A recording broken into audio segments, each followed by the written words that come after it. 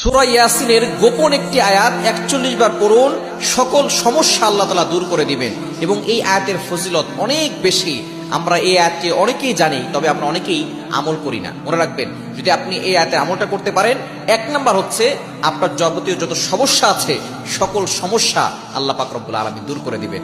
২য় নাম্বার হচ্ছে আল্লাহ পাক রব্বুল আলামিন আপনার সকল কষ্ট দূর করবেন। আমরা অনেক সময় কষ্টে পড়ে যাই, অনেক সময় কঠিন বিপদে পড়ে যাই। যখন আপনি বিপদে পড়ে যাবেন, কষ্টে পতিত হবেন, তখন আপনি সূরা ইয়াসিনের এই আয়াতটি পড়বেন, দেখবেন আল্লাহ তাআলা আপনার সকল কষ্ট দূর করে দিবেন। এবং ৩ নাম্বার হচ্ছে আপনার অভাব দূর করে দিবেন। অনেকে আমরা বিপদে পড়ে যাই, অভাবে পড়ে যাই।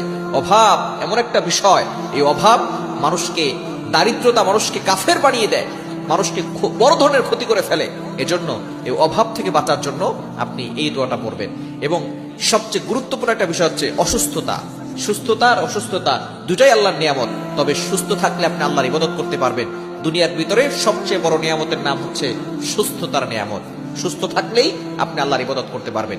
এই আয়াতটা আপনি ৪১ বার পরে যদি পানিতে ফু দেন, ওই পানিটা খান, আল্লাহ তাআলা আপনাকে সুস্থতার নিয়ামত দান করবেন। ঘরে ছিটিয়ে দিলে ওই ঘরের সকল অভাব দূর হবে, ঘরের সকল মানুষ রোগ ব্যাধি থেকে বাঁচতে পারবে। আয়াতটা কি? আয়াতটা হচ্ছে ২৩ নম্বর পারার ৩ নম্বর পৃষ্ঠার ৫ নম্বর লাইন, সূরা ইয়াসিনের ৫৮ নম্বর আয়াত। সালামুন কাওলাম মির রব্বির রহিম, সালামুন কাওলাম মির রব্বির রহিম। এই দোয়াটা কিন্তু আমরা সকলেই জানি, তাই না? এটা একটা দোয়া এবং পাশাপাশি কোরআনের একটি চমৎকার আয়াত, সূরা ইয়াসিনের ৫৮ নম্বর আয়াত। এবং এটা ২৩ নম্বর পারা ৩ নম্বর পৃষ্ঠার ৫ নম্বর লাইনে রয়েছে, সালামুন কাওলাম মির রব্বির রহিম। এটা আপনি ৪১ বার পড়বেন। আপনি যে কোনো সময় পড়তে পারেন, রাতে ঘুমানোর আগে পড়তে পারেন, অথবা ফজর নামাজের পরে পড়তে পারেন।